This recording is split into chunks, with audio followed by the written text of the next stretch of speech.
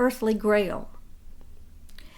The spear of a Roman centurion becomes the lance of love as the evil spear of Phinehas is vanquished, and at the same time it was reported that the veil that hides the temple's Holy of Holies had been rent from top to bottom, so that the Ark of the Covenant was no longer hidden from the eyes of the believers.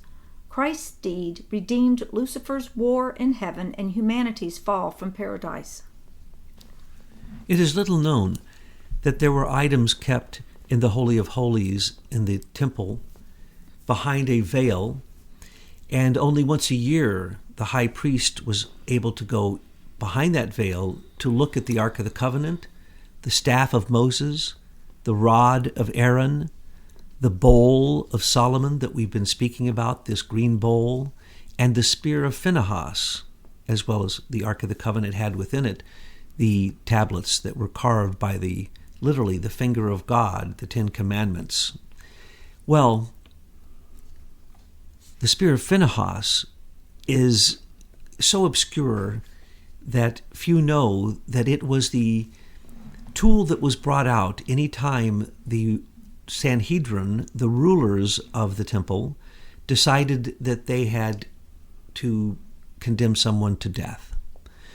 And this spear of Phinehas was a grandson of Aaron, the brother of Moses. So the staff of Aaron and then his grandson's spear were within the Holy of Holies.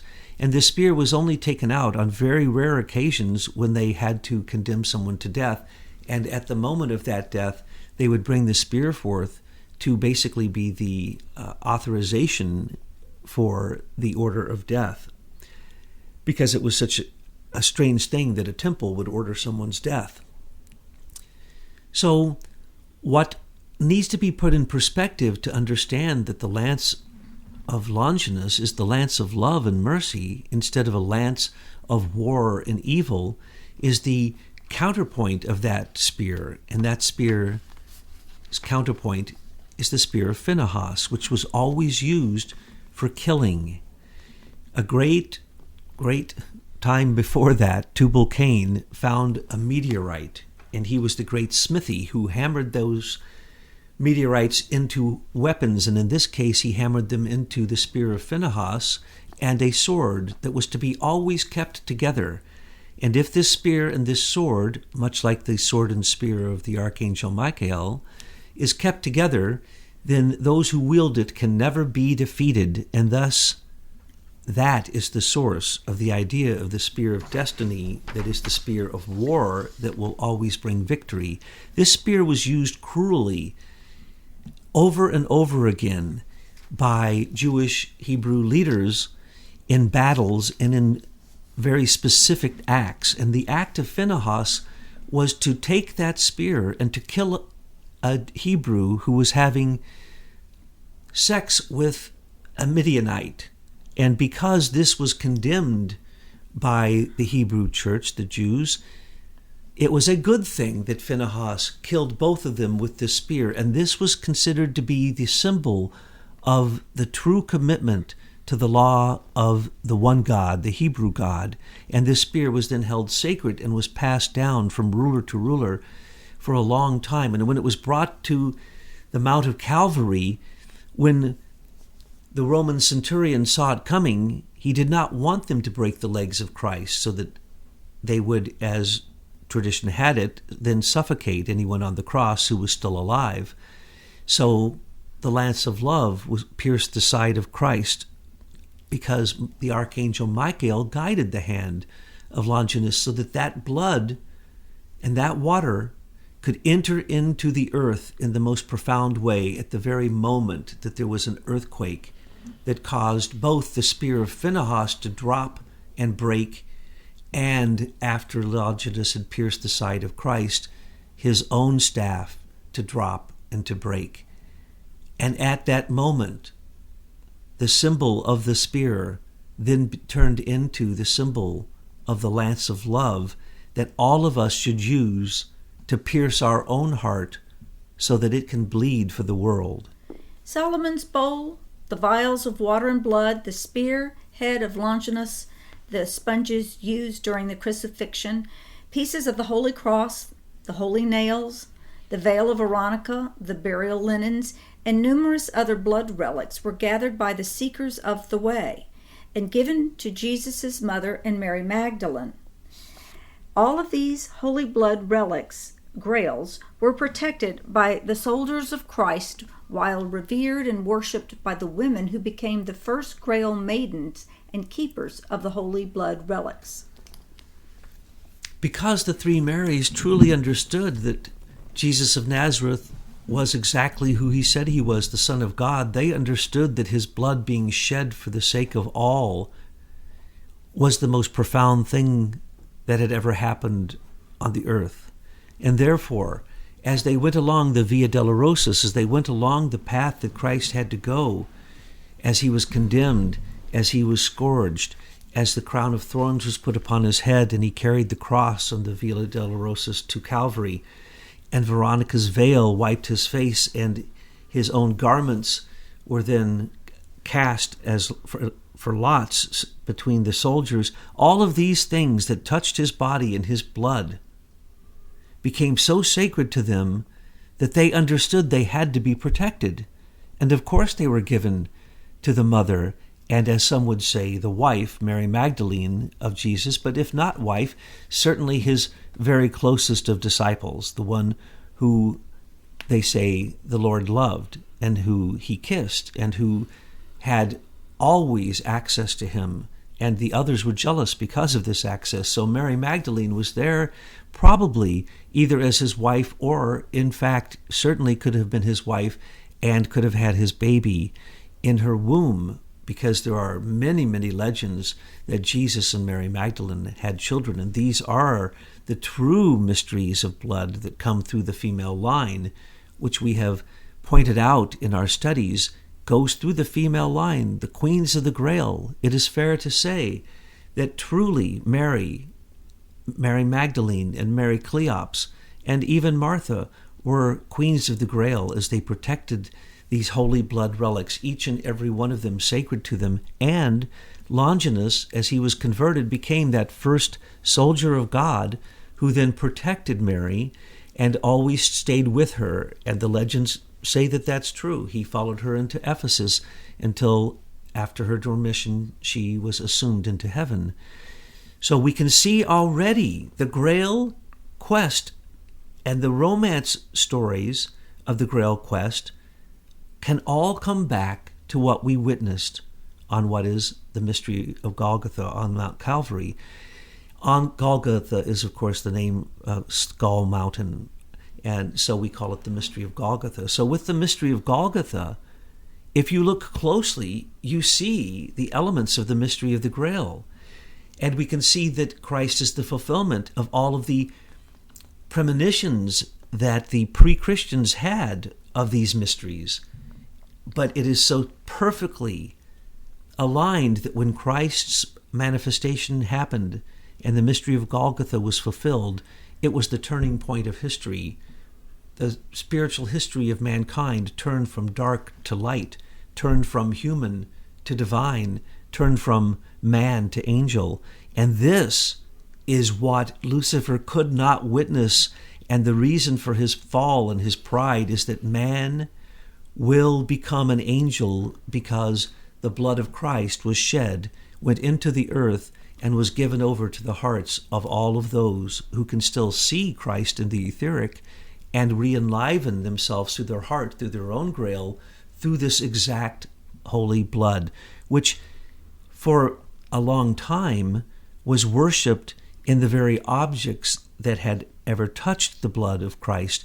And that way that we speak about, Christ said he was the way, the truth, and the life.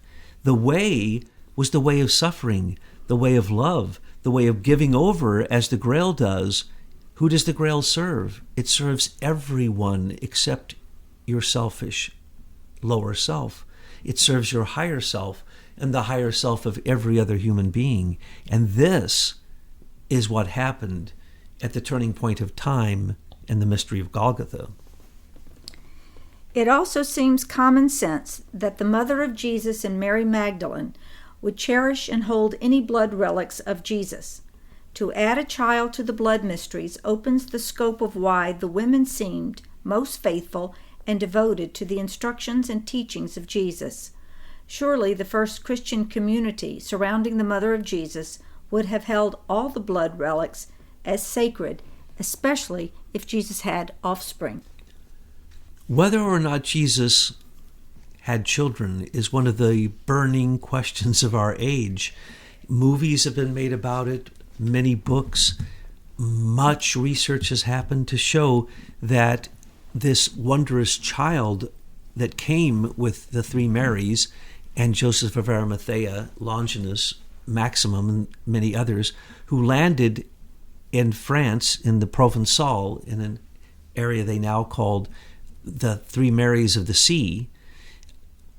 It was there that this wondrous child that they said was the child of Mary Magdalene and Jesus was revered. Her name was Sarah.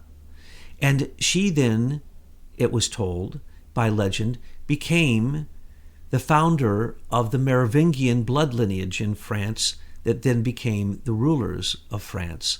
And it was then supposed that through Sarah, the wondrous child, that these amazing Merovingian kings and dynasty had the blood of Jesus in them. And that is part of why it is said that the holy blood, or Grail, or San Grail, can also mean holy blood, not just holy Grail. And holy blood as in the very holiest of blood, the blood that came from Jesus through Mary Magdalene.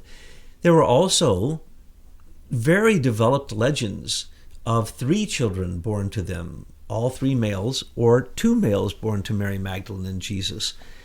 Those children play principal roles in the Arthurian legends, and they literally are historical beings. Well, the story goes that after Mary, the 3 Marys, were left there in France, that Joseph and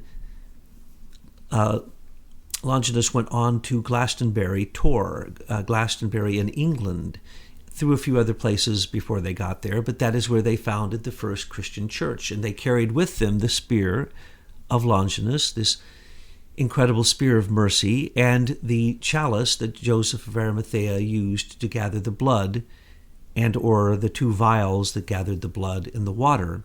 But it is very clear that history says that Joseph of Arimathea and Longinus certainly did live in Glastonbury, and that their children then literally became the characters in the Arthurian legends. Now, most people might find that strange because they think Arthurian legends go back to ancient times, but they really don't. They only go back to the 11 and 1200s. And in fact, they started in France, and they started with Roger de Boron, who spoke about these mysteries I'm speaking about, the mysteries of the blood, and Joseph of Arimathea going to Glastonbury. And it is out of that that they're making references to even French courts, not English courts. But it is true that in the West, the further west you went, the more clairvoyant people were.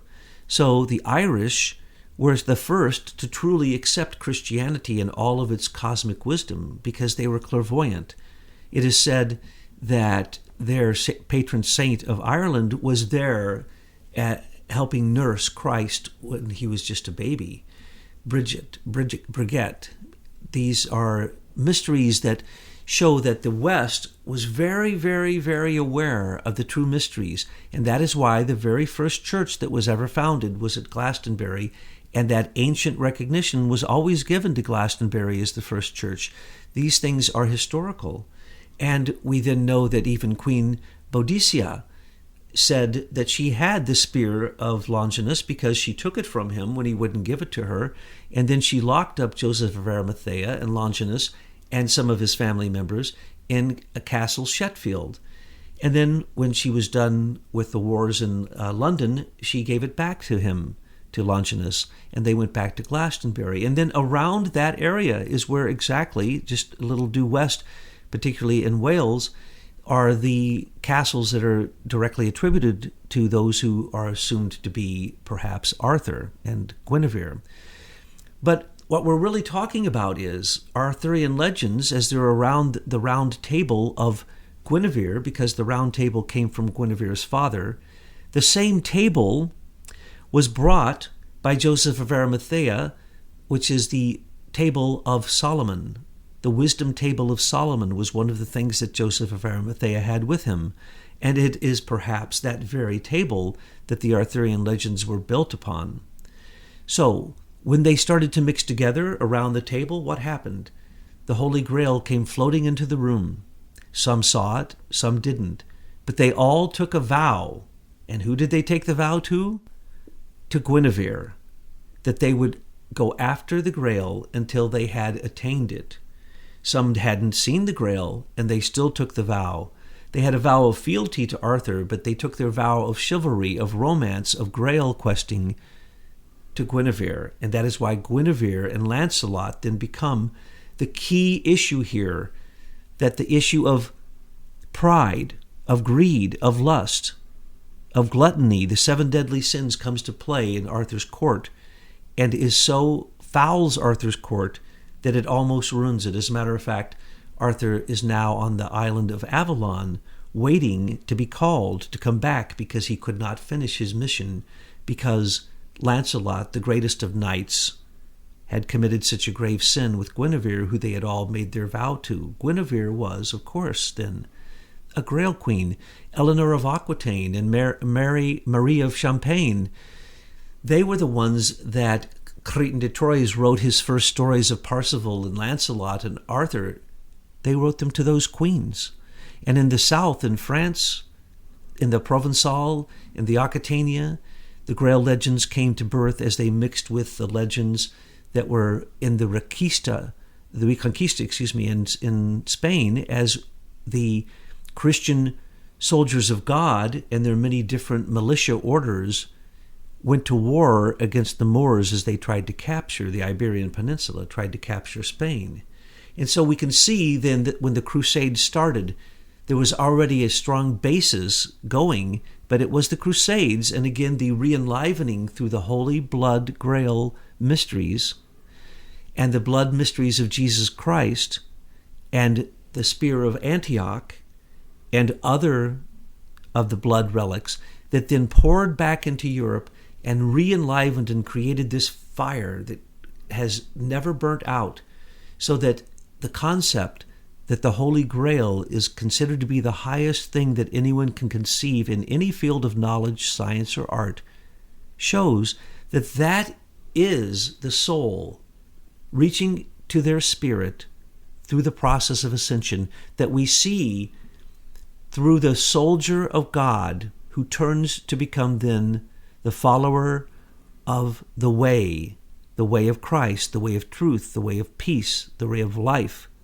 And then through worship of holy blood relics of Christ, those are all the sufferings that you yourself must go through on the way of suffering, the Via Dolorosa, or the way of the cross.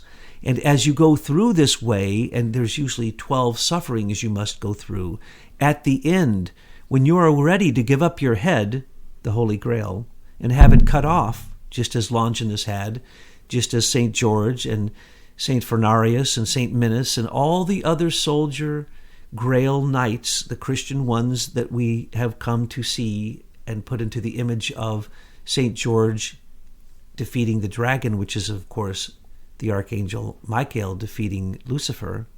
That is happening in us. We are going through that ourselves. And as we go through those 12 paths of mystery of suffering, and we relive the way of Christ, and we relive the path of the soldier of God, becoming the keeper of the Grail, becoming then the part of the Grail procession, and becoming then the king or queen of the Grail, that is what Christ was teaching us. Christ on Calvary, once he turned the earth into a sun, into a star, and he turned our hearts into a sun, he put on his true crown, not the fake crown of Lucifer, but the crown of suffering, the crown of thorns, And he showed us that no matter what suffering you have, it does not matter. If you have your higher spirit, your spirit self, this risen blood, this etheric blood of a higher being, the Christed being ourselves, or our higher angel, or Christ himself, then we too will be able to put upon our heads the crown that takes us back to the very place where the crown of Lucifer was struck from his head, because the crown that a human being will wear in the future will make us greater than even Lucifer.